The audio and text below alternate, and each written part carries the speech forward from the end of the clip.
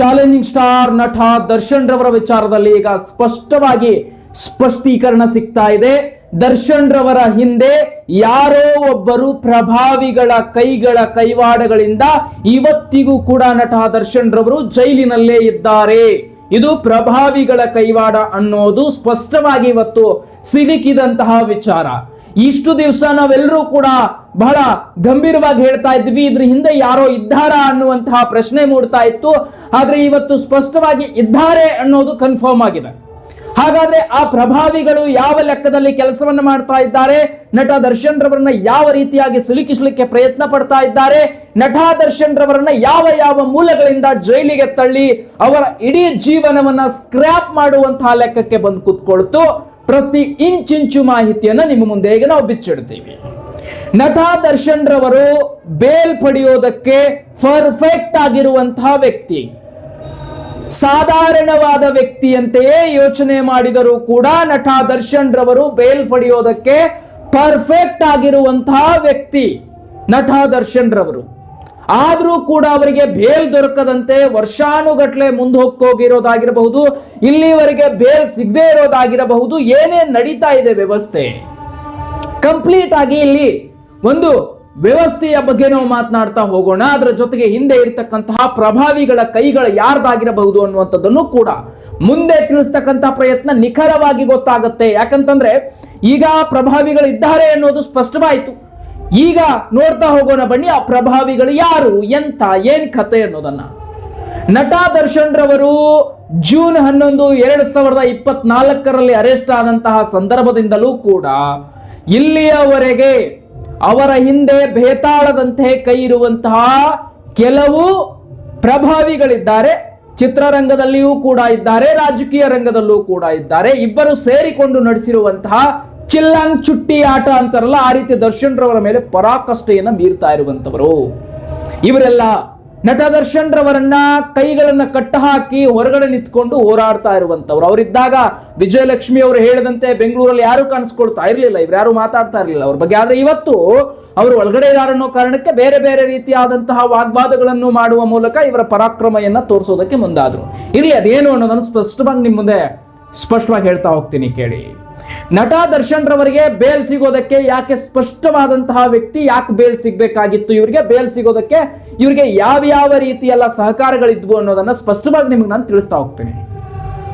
Darshan point number 1, Darshan ರವರು ಬೇಲ್ಗೆ eligible ಹೇಗಿದ್ರು ಅಂದ್ರೆ ಬೇಲ್ ಪಡೆಯೋದಕ್ಕೆ ಇವರು ಈಗಲೂ ಕೂಡ ಪರ್ಫೆಕ್ಟ್ ಹೇಗಂತಂದ್ರೆ, ದರ್ಶನ್ ರವರು ಕಾನೂನಿಗೆ ಗೌರವ ಕೊಡುವ ಮೂಲಕ ಪೊಲೀಸ್ ತನಿಖೆಯಲ್ಲಿ ಕರೆದಾದ ಕೂಡಲೇ ಜೀಪ್ ಹತ್ಕೊಂಡು ಬಂದಂತ ನಾಯಕ ನಟ.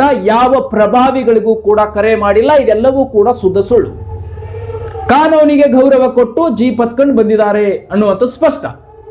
ಇದಾದ ಮೇಲೆ ನ್ಯಾಯಾಲಯದಲ್ಲೇ ಅವರು ಸ್ಪಷ್ಟವಾಗಿ ನನಗೆ ಬೇಲ್ ಕುಡಿ, ನನ್ನ ಸ್ವಂಟ ನೋವಿದೆ ಅಂತ ಹೇಳಿ ಬೇಲನ್ನ ಪಡ್ಕೊಂಡಿದ್ದು ಸತ್ಯ, ಆರೋಗ್ಯದ ದೃಷ್ಟಿಯಿಂದ.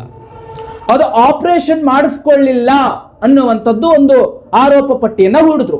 ಅದು ಕೂಡ ಯಾವ ರೀತಿ ಪರಿಗಣನೆ ಆಗುತ್ತೆ ಅಂದ್ರೆ, ನಟ ದರ್ಶನ್ ರವರ ಬೆನ್ನು ನೋವಿನ ಸತ್ಯಾಸತ್ಯತೆಗಳನ್ನ ಅಳಿದ ಮೇಲೆ ಅವರ ಬೆನ್ನು ನೋವು ಸತ್ಯವಾಗಿಯೂ ಇತ್ತು ಅನ್ನೋದು ಸ್ಪಷ್ಟವಾಗಿದೆ.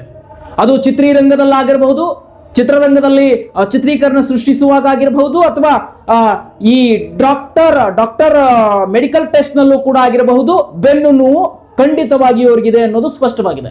ಆಪರೇಷನ್ ಮಾಡಿಸಿಕೊಳ್ತೀನಿ ಅಂತ ತಗೊಂಡಿದ್ದಂತಹ ಬೇಲ್ ಯಾಕೆ ಆಪರೇಷನ್ ಮಾಡಿಸ್ಕೊಳ್ಳಿಲ್ಲ ನಟ ದರ್ಶನ್ ಅನ್ನುವಂಥದ್ದು ಕೂಡ. ಯಾಕೆ ಇದನ್ನ ಹೇಳ್ತಾ ಇದ್ದೀನಿ ಅಂದ್ರೆ, ಇದರಿಂದ ಬೇಲ್ ಸಿಗ್ತಾ ಇಲ್ಲ ಅನ್ನುವಂಥದ್ದು ಕೆಲವು ಊಹಾಪೋಹಗಳು ಇದ್ದೀವಿಯಲ್ಲ, ಅದಕ್ಕೆ ಹೇಳ್ತಾ ಇದ್ದೀನಿ. ಬೇಲಿಗೆ ಯಾಕೆ ಎಲಿಜಿಬಲ್ ನಾಯಕ ನಟ ದರ್ಶನ್ ಅನ್ನೋದನ್ನ. ಯಾಕಂದ್ರೆ ಬೆನ್ನು ನೋವು ಆಪರೇಷನ್ ಮಾಡಿಸಿಕೊಳ್ಳಬೇಕು ಅನ್ನುವಂಥದ್ದಿತ್ತು. ಆದ್ರೆ ಆಪರೇಷನ್ ಮಾಡಿಸಿಕೊಂಡ್ರೆ ನಾಳೆ ಚಿತ್ರ ಬರುವಂತಹ ಚಿತ್ರೀಕರಣಗಳಲ್ಲಿ ಭಾಗಿಯಾಗಬೇಕಾದ್ರೆ ಅದರಿಂದ ಏನಾದ್ರೂ ತೊಂದರೆ ಆಗುವುದಿದೆ ಅಂತ ದರ್ಶನ್ ರವರಿಗೆ ತಿಳಿಸಿದಾದ್ಮೇಲೆ ಅವರು ಆಪರೇಷನ್ ಬೇಡ, ಇದಕ್ಕೆ ಟ್ರೀಟ್ಮೆಂಟ್ ಕೊಡಿ ಅಂತ ಟ್ರೀಟ್ಮೆಂಟ್ ಅನ್ನ ತಗೊಳ್ತಾರೆ. ಯಾಕಂದ್ರೆ ಅವ್ರದ್ದು ಇನ್ನೂ ಭವಿಷ್ಯ ಇದೆ. ಸೊ ಹಂಗಾಗಿ ಅದಕ್ಕೆ ಟ್ರೀಟ್ಮೆಂಟ್ ತಗೊಂಡು ಇನ್ನೊಂದಿಷ್ಟು ದಿವಸಗಳ ವರ್ಷಗಳ ಕಾಲ ಕಾರ್ಯಗಳನ್ನು ನಿರ್ವಹಿಸಿಕೊಂಡು ನಂತರ ಮಾಡಿಸ್ಕೊಳ್ಳೋಣ, ಯಾವಾಗ ಅನಿವಾರ್ಯ ಆಗತ್ತೆ ಆವಾಗ ಅಂತ ಹೇಳಿ ನಟ ದರ್ಶನ್ ರವರನ್ನ ಅಲ್ಲಿಗೆ ಕೈ ಬಿಟ್ಟಿದ್ದು ಸತ್ಯ. ಇದು ಕೂಡ ಸತ್ಯ. ಈಗ ಕಾನೂನಿನ ದೃಷ್ಟಿಯಿಂದ ಆಪರೇಷನ್ ಮಾಡಿಸಿಕೊಳ್ಳಲೇಬೇಕಾಗಿತ್ತು ಅಂತ ಏನೂ ಇಲ್ಲ, ಟ್ರೀಟ್ಮೆಂಟ್ ಪಡೆದ್ರೆ ಮುಗ್ದೋಯ್ತು. ಅದಕ್ಕೆ ಅವರ ಬೆನ್ನು ಮುಳೆ ನೋವಿದೆ, ಹಾಗಾಗಿ ಅದನ್ನ ಟ್ರೀಟ್ಮೆಂಟ್ ಪಡೆದಿದ್ದಾರೆ ಅಂದ್ರೆ ಮುಗ್ದೋಯ್ತು, ಅದು ವ್ಯವಸ್ಥೆ ಕಂಪ್ಲೀಟ್. ಇನ್ನು ನಟ ದರ್ಶನ್ ಪಾಯಿಂಟ್ 2 ಇಲ್ಲಿ ಕೂಡ ಬಹಳ ಇಂಪಾರ್ಟೆಂಟ್ ಆಗಿ ಪರಿಗಣಿಸಬೇಕಾಗ್ತದೆ. ನಟನ ಹೇಳಿಕೆ, 17 ಆರೋಪಿಗಳಲ್ಲಿ ನಟ ದರ್ಶನ್ ಯಾವ ಹೇಳಿಕೆಯನ್ನ ನೀಡಿ ಜೈಲು ಪಾಲಾಗಿದ್ದಾರೆ. ಈಗ ನೋಡಿ, ಅರೆಸ್ಟ್ ಮಾಡಬೇಕಂದ್ರೆ ಪೊಲೀಸರು ಬರಿಬೇಕಾಗ್ತದೆ, ಚಾರ್ಜ್ ಶೀಟ್ ಸಲ್ಲಿಕೆ ಮಾಡಬೇಕಾಗ್ತದೆ. ಅಲ್ಲಿ ನಟ ದರ್ಶನ್ ಹೇಳಿಕೆ ಯಾವ ರೀತಿಯಾಗಿ ಗುರುತಿಸಲ್ಪಟ್ಟಿದೆ, ನಟ ದರ್ಶನ್ ರವರು ಹೇಳಿರೋದೇನು, ಈ ಹತ್ಯೆ ಕೇಸ್ನಲ್ಲಿ ನಾನು ಭಾಗಿಯಿಲ್ಲ, ಇದು ಯಾವುದೂ ಕೂಡ ನನಗೆ ಗೊತ್ತಿಲ್ಲ ಅಂತಾನೆ ನಟ ದರ್ಶನ್ ಹೇಳಿದ್ದು. ದರ್ಶನ್ ಸರ್ ಒಪ್ಪಿಕೊಂಡಿಲ್ಲ, ನಾನು ಕೊಲೆ ಮಾಡಿದ್ದೀನಿ ಅಥವಾ ನಾನು ಹತ್ಯೆ ಮಾಡಿದ್ದೀನಿ ಅಂತ ಒಪ್ಪಿಕೊಂಡಿಲ್ಲ. ಅಂದಾದ ಮೇಲೆ ನಟ ದರ್ಶನ್ ರವರು ಬೇಲ್ಗೆ ಎಲಿಜಿಬಲ್ ಆಗಿದ್ದಾರೆ, ಜಾಮೀನಿಗೆ ಎಲಿಜಿಬಲ್ ಆಗಿದ್ದಾರೆ. ಇನ್ನು ಇನ್ನೊಂದು, ಪೊಲೀಸರು ಡೆಫಿನೆಟ್ ಆಗಿ ಬರೆದುಕೊಳ್ಬೇಕಾಗ್ತದೆ, ಇಲ್ಲ ಇಲ್ಲಿ ನಾನು ಭಾಗಿಯಾಗಿದ್ದೆ, ನಾನು ಅವ್ರ ರೇಣುಕಾ ಸ್ವಾಮಿಯ ಮರ್ಮಾಂಗಕ್ಕೆ ಒದ್ದಿದ್ದೆ ಸತ್ಯ ಅಂತ ನಾನು ಅಂದ್ರೆ ದರ್ಶನ್ ರವರು ಹಿಂಗೆ ಒಪ್ಪಿಕೊಂಡಿದ್ದಾದ್ರೆ ಖಂಡಿತವಾಗಿಯೂ ಅವರು ಅವಾಗ ಬೇಲ್ಗೆ ಎಲಿಜಿಬಲ್ ಆಗಿರೋದಿಲ್ಲ. ಬೇಲ್ಗೆ ಅವರು ಜಾಮೀನು ಹಾಕೋದಕ್ಕೆ ಯಾವುದೇ ರೀತಿಯಾದಂತಹ ಅರ್ಹರಾಗಿದ್ರೂ ಕೂಡ ಅದು ಕಾನೂನಿನ ಪ್ರಕಾರ ಬಹಳ ಹಿನ್ನಡೆಯಾಗಿ ಉಳಿಯುತ್ತೆ ಬೇಲ್ ಅರ್ಜಿಗೆ. ಆದ್ರೆ ದರ್ಶನ್ ರವರು ಯಾವುದೇ ರೀತಿಯಾದಂತಹ ಹೇಳಿಕೆಯನ್ನ ಕೊಟ್ಟಿಲ್ಲ, ನಾನು ಯಾವುದರಲ್ಲೂ ಕೂಡ ಭಾಗಿಯಿಲ್ಲ ಅಂತ ನಟ ದರ್ಶನ್ ರವರು ಸ್ಪಷ್ಟವಾಗಿ ಪೊಲೀಸರ ಮುಂದೆ ಹೇಳಿಕೆಯನ್ನ ನೀಡಿದ್ದಾರೆ. ಇಷ್ಟಿದ್ದ ಮೇಲೂ ಕೂಡ ಅವರಿಗೆ ಬೇಲ್ಗೆ ಯಾಕೆ ಅಡೆತಡೆಗಳಾಗ್ತಾ ಇದೆ?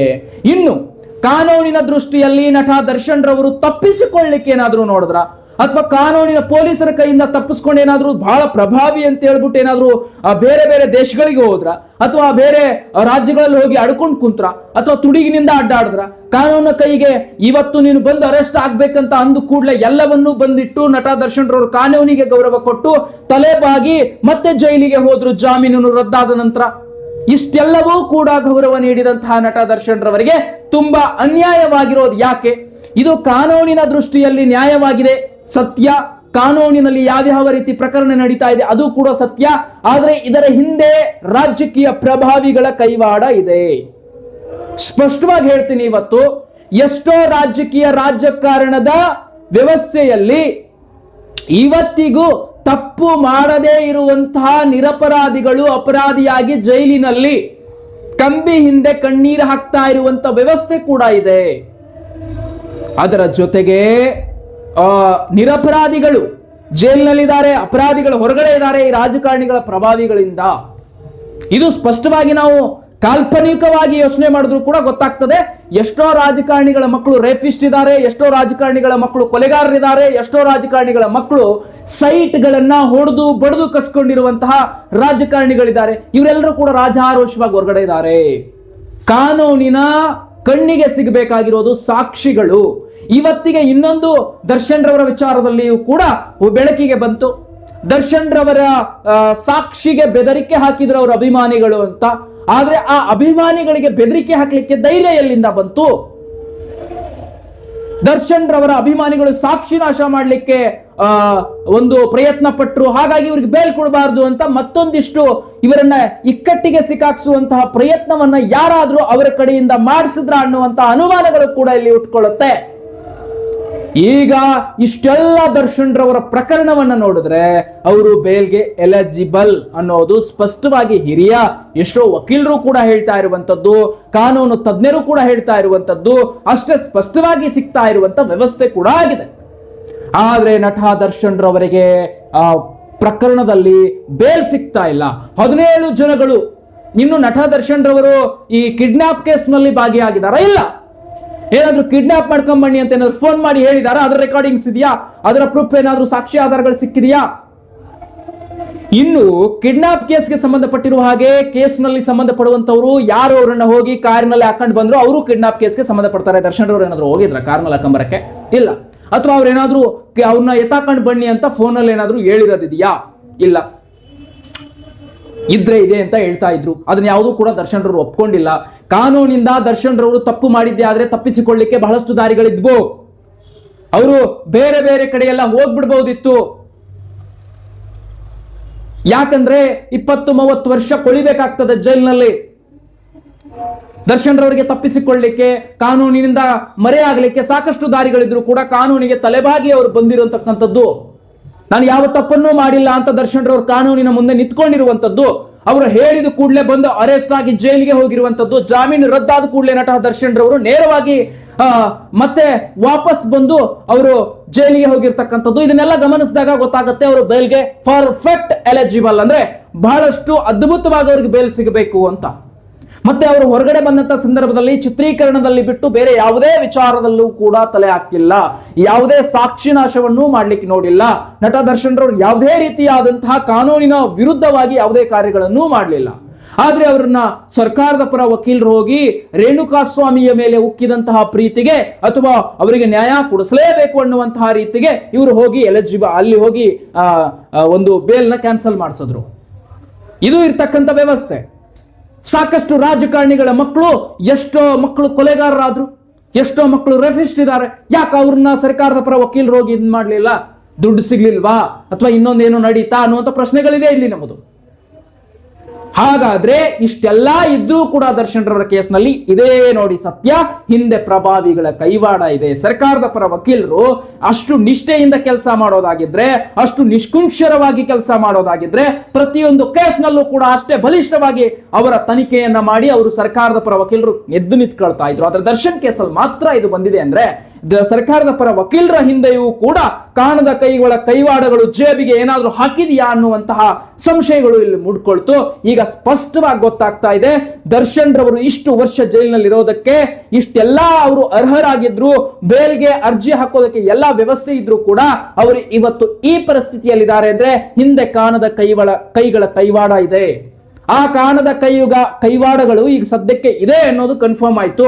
ಇನ್ನು ಯಾವ ಕಾಣದ ಆ ಕೈಗಳು ಅನ್ನೋದು ಕೂಡ ಕೆಲವೇ ಒಂದು ವರ್ಷ ಆ ಕಾಣದ ಕೈವಾಡಗಳು ಕೂಡ ಆಚೆ ಬರ್ತವೆ. ಇದನ್ನ ನೀವು ಎಲ್ಲರೂ ಕೂಡ ಬರೆದಿಟ್ಕೊಳ್ಬಿಡ್ಬೋದು. ಅಷ್ಟು ಸ್ಪಷ್ಟವಾಗಿ ದರ್ಶನ್ ರವರ ಕೇಸ್ ಈಗ ಸ್ಪಷ್ಟವಾಗಿ ತನಿಖೆ ನಡೀತಾ ಇದೆ. ವ್ಯವಸ್ಥೆ ಎಲ್ಲಿಗೆ ಬಂದಿದೆ ನೋಡಿ. ಇಂತಹ ಒಬ್ಬ ಅದ್ಭುತವಾದಂತಹ ನಾಯಕ ನಟನನ್ನ ಒಯ್ದು ಈ ರೀತಿಯಾಗಿ ಸಿಕ್ಕ ಕುದುರೆಯನ್ನ ಕಟ್ಟಿ ಹಾಕೋದಿದೆಯಲ್ಲ, ಬಹಳ ದೊಡ್ಡ ಅಪರಾಧ, ಬಹಳ ದೊಡ್ಡ ಅಪರಾಧ. ಸಿಕ್ಕಿರುವ ಕುದುರೆ ಮೇಲೆ ಬ್ರಹ್ಮಾಸ್ತ್ರಗಳನ್ನ ಬೀಸೋದಿದೆ, ಕಟ್ಟಿರುವ ಕುದುರೆಯ ಜೊತೆಗೆ ಹೋಗಿ ಹೊಡೆದಾಡೋದಿದೆ ಅಂದ್ರೆ ಅದು ದೊಡ್ಡ ತಪ್ಪು. ಕೈಯಲ್ಲಿ ಆಯುಧವನ್ನು ಇಟ್ಕೊಂಡಂತಹ ವ್ಯಕ್ತಿ, ಕೈಯಲ್ಲಿ ಆಯುಧವೇ ಇಲ್ಲದೆ ಬರ್ತಿರ್ತಕ್ಕಂತಹ ವ್ಯಕ್ತಿ ಮೇಲೆ ದಬ್ಬಾಳಿಕೆ ಮಾಡಿ ಆ ಆಯುಧವನ್ನ ಬೀಸುವುದು ಕೂಡ ತಪ್ಪು. ಇವತ್ತು ದರ್ಶನ್ ರವರು ಒಳಗಿದಾರನ್ನೋ ಕಾರಣಕ್ಕೆ ಹೊರಗಡೆ ತಂತ್ರ ಕುತಂತ್ರಗಳನ್ನ ಮಾಡುವುದು ಕೂಡ ತಪ್ಪು. ದರ್ಶನ್ ರವರನ್ನ ಉಳಿಸಿಕೊಳ್ಳೋಕೆ ಪ್ರಭಾವಿಗಳಿದ್ದಾರೆ ಅಂತ ಹೇಳ್ತಾ ಇದ್ದಾರೆ, ಅದು ಕೂಡ ಶುದ್ಧ ಸುಳ್ಳು. ದರ್ಶನ್ ರವರನ್ನ ಇಕ್ಕಟ್ಟಿಗೆ ಸಿಕ್ಕಾಕ್ಸೋದಕ್ಕೆ ಪ್ರಭಾವಿಗಳು ಕೆಲಸ ಮಾಡ್ತಾ ಇದ್ದಾರೆ ಹೊರತು ಉಳಿಸಿಕೊಳ್ಳಕ್ಕೆ ಯಾವುದೇ ರೀತಿಯಾದಂತಹ ಕೆಲಸವನ್ನ ಮಾಡ್ತಾ ಇಲ್ಲ. ಇದು ಕೂಡ ಅಷ್ಟೇ ಸತ್ಯ. ಈಗ ಸದ್ಯಕ್ಕೆ ದರ್ಶನ್ ರವರನ್ನ ಸಂಪೂರ್ಣವಾಗಿ ಸಿಕ್ಕಾಕಿಸುವುದಕ್ಕೆ ಸಾಕ್ಷಿ ನಾಶವನ್ನ ಮಾಡ್ತೀವಿ ಅನ್ನುವಂತ ನೆಪದಲ್ಲಿ ಅಭಿಮಾನಿಗಳ ಮೂಲಕ ಇದನ್ನ ಮಾಡಿಸಿದ್ರ ಅನ್ನುವಂತಹ ಅನುಮಾನಗಳು ಪ್ರಶ್ನಾರ್ಥಕ ಚಿಹ್ನೆ ಹುಟ್ಕೊಳ್ಳುತ್ತೆ. ಸೊ ಖಂಡಿತವಾಗಿಯೂ ನಟ ದರ್ಶನ್ ರವರು ಯಾವುದೇ ತಪ್ಪನ್ನ ಮಾಡಿಲ್ಲ. ಅವರು ಎಲ್ಲದಕ್ಕೂ ಎಲಿಜಿಬಲ್ ಆಗಿದ್ರು, ಬೇಲ್ ಕೂಡ ಪಡೆಯೋದಕ್ಕೆ ಎಲಿಜಿಬಲ್ ಆಗಿದ್ರು. ಆದ್ರೂ ಕೂಡ ನಡೆದಿರುವಂತಹ ಈ ಘಟನೆಗಳು ಹಿಂದೆ ಇರತಕ್ಕಂತಹ ಕರಿಮುಗದ ಪ್ರಭಾವಿಗಳ ಕೆಲಸವೇ ಇಲ್ಲಿ ಆಗ್ತಾ ಇದೆ. ಅಷ್ಟೇ ಅಲ್ಲ, ಬೇರೆ ಬೇರೆ ಪ್ರಭಾವಿಗಳು ಕೂಡ ಇದರಲ್ಲಿ ಕಾರ್ಯನಿರತವಾಗಿದ್ದಾರೆ. ಆದ್ರೆ ತಾಯಿ, ನಮ್ಮ ಈ ಭಾರತಾಂಬೆಯ ಕಾನೂನಿನ ನೆಲಕ್ಕೆ ನೀವೆಲ್ಲರೂ ಕೂಡ ಗೌರವ ಕೊಡಬೇಕಾಗ್ತದೆ. ಅದಕ್ಕೆ ನಾವು ಎಲ್ಲರೂ ಕೂಡ ಗೌರವ ಕೊಡಬೇಕಾಗ್ತದೆ. ಕಾನೂನಿನ ಮೇಲೆ ನಂಬಿಕೆ ಇದೆ. ಖಂಡಿತವಾಗಿಯೂ ದರ್ಶನ್ ರವರು ಈ ಒಂದು ಕೇಸ್ನಿಂದ ಮುಕ್ತವಾಗಿ ಹೊರಗಡೆ ಬರ್ತಾರೆ. ಈ ಕೇಸ್ನಲ್ಲಿ ಆಟವಾಡಿದಂತಹ ಎಲ್ಲ ಕಳ್ಳ ಮುಖಗಳನ್ನ ಆ ತಾಯಿ ಚಾಮುಂಡೇಶ್ವರಿ ಬಯಲಿಗೆ ಎಳಿತಾಳೆ ಅನ್ನೋದೇ ನಮ್ಮ ಈ ಒಂದು ವಿಶೇಷ ಸುದ್ದಿಯ ವರದಿಗಾರ ಆಗಿತ್ತು. ವರದಿಯನ್ನು ಸಲ್ಲಿಸುವ ಮೂಲಕ ಮತ್ತೊಂದು ವರದಿಯೊಂದಿಗೆ ನಿಮ್ಮನ್ನ ಭೇಟಿ ಮಾಡ್ತೀನಿ. ನೋಡ್ತಾ ಇರಿ GM ಸರ್ಕಾರ. ಸಬ್ಸ್ಕ್ರೈಬ್ ಮಾಡ್ಕೊಳ್ಳಿ, ಆದಷ್ಟು ಸರಿ ಮಾಡಿ. ಮುಂದಿನ ನೋಡೋದಲ್ಲಿ ಭೇಟಿಯಾಗೋಣ. ನಮಸ್ಕಾರ.